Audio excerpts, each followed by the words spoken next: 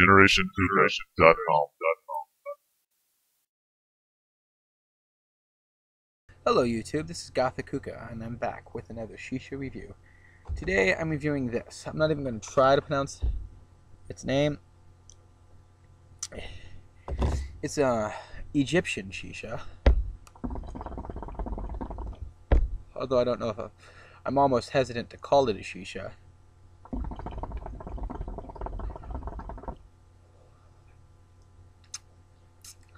It is very traditional.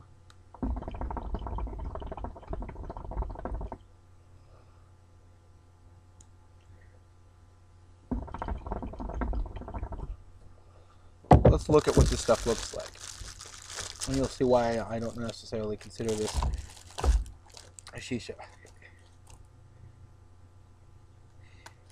I'm smoking it out of a Kame hookah with a standard Egyptian bowl. I figure if I'm going to smoke a traditional Egyptian tobacco, I should probably use a traditional Egyptian setup. So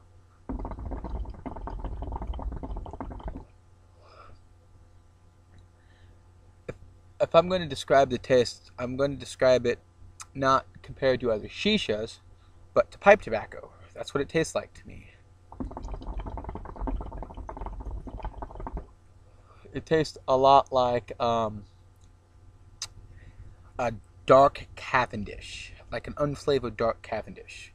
If you, I'm a pipe smoker myself, occasional, and it tastes like a premium dark Cavendish.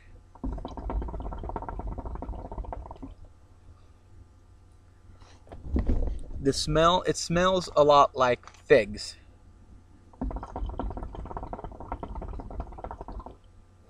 You don't get any of that fig taste at all.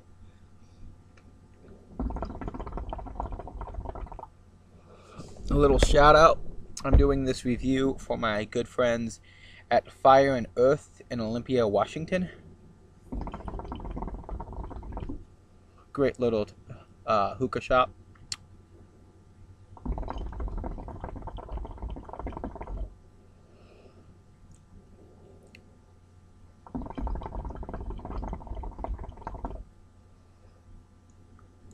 So, an interesting thing about this shisha or tobacco is it has no glycerin in it.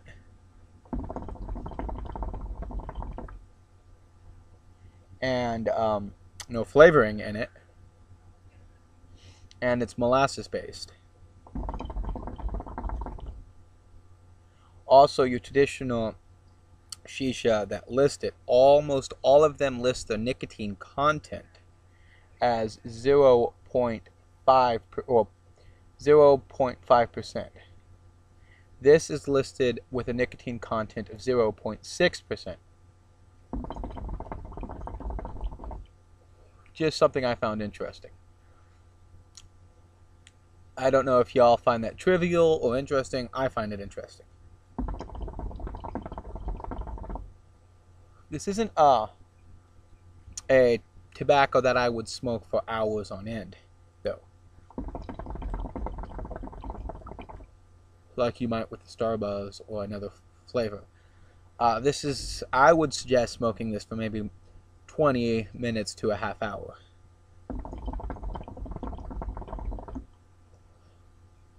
But I think every hookah smoker should try this just to see, you know, how shisha has evolved to what it is now.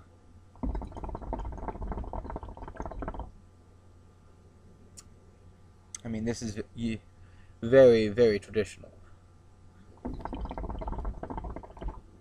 Also, the only tobacco for a hookah, I'm not sure if this is even called shisha because it doesn't actually say shisha anywhere on the container. But it's the only one I've found that's actually made in Egypt, where my hookah comes from, so.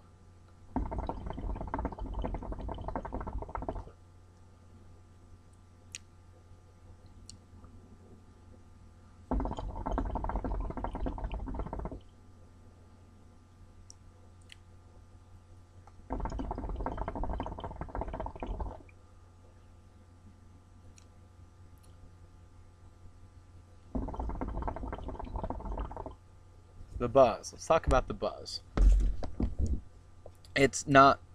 You definitely get a buzz from this.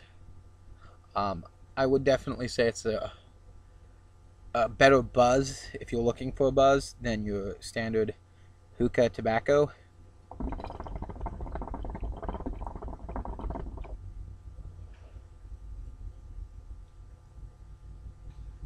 But you don't get a lot of the more. It's kind of got a one-note flavor though.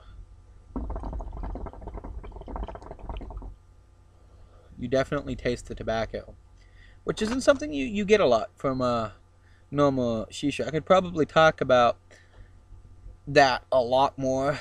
I mean, than I'm going to. I could probably spend a half hour talking about how this is different than the other stuff I usually smoke. Would I say it's better or worse?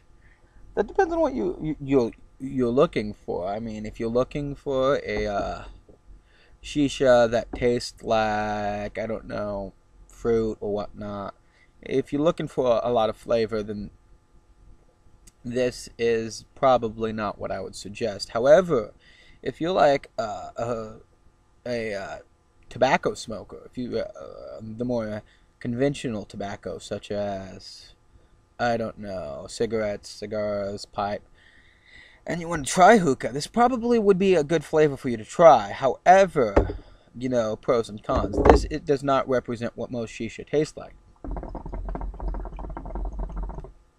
or smokes like. I mean, yeah, you get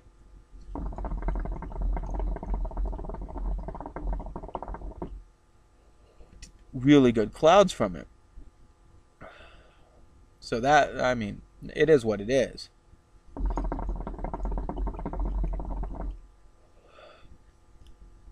Is it something I'm going to smoke a lot?